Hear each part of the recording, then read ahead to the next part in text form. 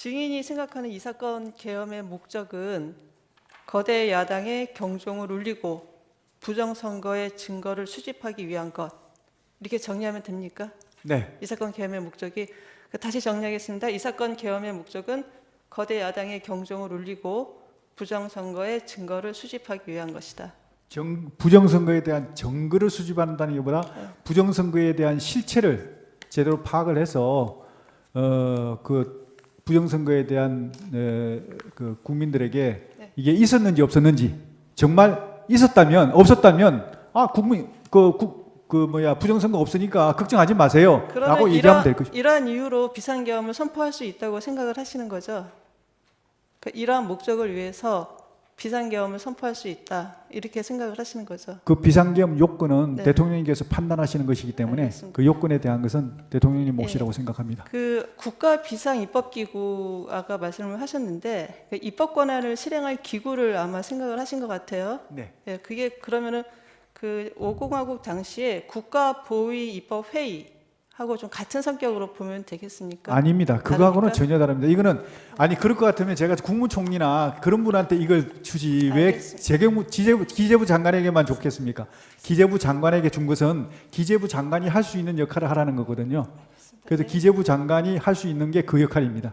예, 시간이 많이 돼가지고 3분만 드릴 테니까 3분 내에 맞춰 주십시오. 예.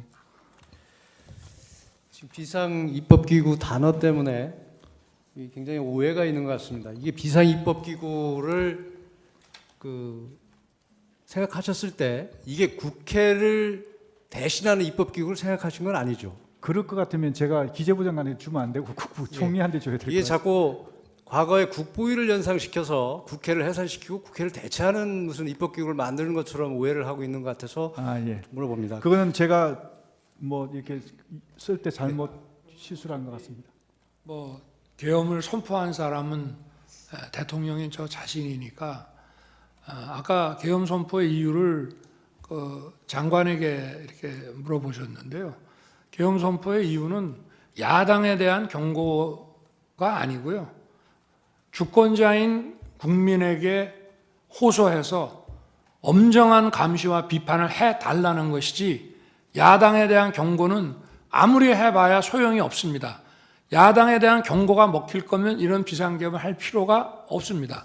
주권자인 국민에 대해서 한 것이고요. 그리고 국보위라는 말씀을 자꾸 하시는데 국보위라고 하면은 이 상황에서 기재부 장관한테 얘기한다는 것 자체가 완전히 넌센스고 국보위를 하는 만약에 상황이라 그러면 이런 거 줄 필요 없습니다. 국보위에도 재경분과위원회라는 게 옛날에 있는 거로 알고 있는데 그런 데서 그냥 해버리면 되는 일이지 예산을 집행하는 기재부 장관에게 이거를 줄 이유는 저는 없다고 생각하고 만약에 그런 거라고 하면은 그거는 더 고도의 정치적인 문제이기 때문에 특히 그날 와서 계엄 선포에 대해서 금융 경제적인 차원에서 이거를 반대하는 기재부 장관이라는 예산 실무 장관에게 이거를 준다는 것은 앞뒤가 안 맞고 아마 제가 그 민생입법을 방해하는 거기에 대해서 비상 재정 경제 명령, 긴급 재정 경제 명령 같은 거를 제가 대수비에서도 얘기를 하고 장관도 아마 들었던 것 같습니다. 그런데 아까 이게 국회의 입법을 기다릴 시간이 없는 거냐? 맞습니다. 입법을 하려면은 지금 몇 년을 했는데도 안 됐고 또 입법하는 데는 어마어마한 시간이 걸립니다. 자기들이 필요하면은 며칠 만에 그냥 통과시켜 버리지만 반대하면은 입법이 거의 봉쇄가 되기 때문에 시간을 아무리 가져도 할 수 없으니 선제적으로 긴급 재정경제 명령을 발했을 때 만약에 거대 야당이 반대를 해서 불승인을 하게 되면 또 이게 전부 사상 누각이 되는데 이런 계엄 같은 거를 하는 상황에 국민들의 여론이라든가 이런 게 좀 바뀐다면 이런 걸 한번 검토해 볼 수 있지 않나. 저도 처음에는 무슨 말인지를 몰랐는데 오늘 얘기하는 거를 보니 그런 거는 같습니다. 그런데 지금 우리 재판관님들께서 의문을 가지시는 국보위 같은 개념이라면은 그런 거를 시행하려고 하면 아직 군이 출동하기도 전에 먼저 대국민 계엄 선포 담화를 하고 군이 1시간 후에 국회에 들어갑니다. 제가 물어봤습니다. 계엄 선포하고 군 이동 지시를 해라. 그러면 얼마 걸리냐? 그랬더니 1시간 이상 걸린다. 그러면 그 사이에 들어갈 사람은 들어갈 것이다.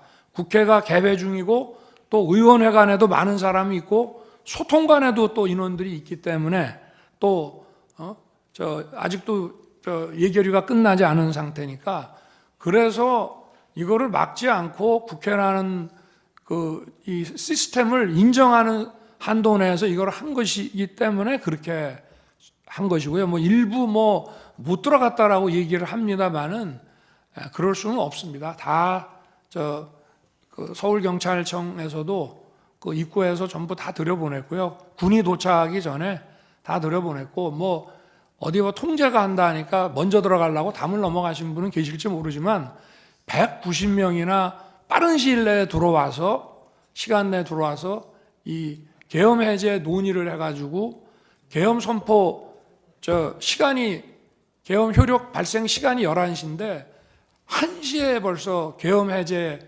요구 결의안이 통과됐다는 것은 그 사실 자체만으로 보더라도 이거를 통제하고 막지 않았다는 것을 의미합니다.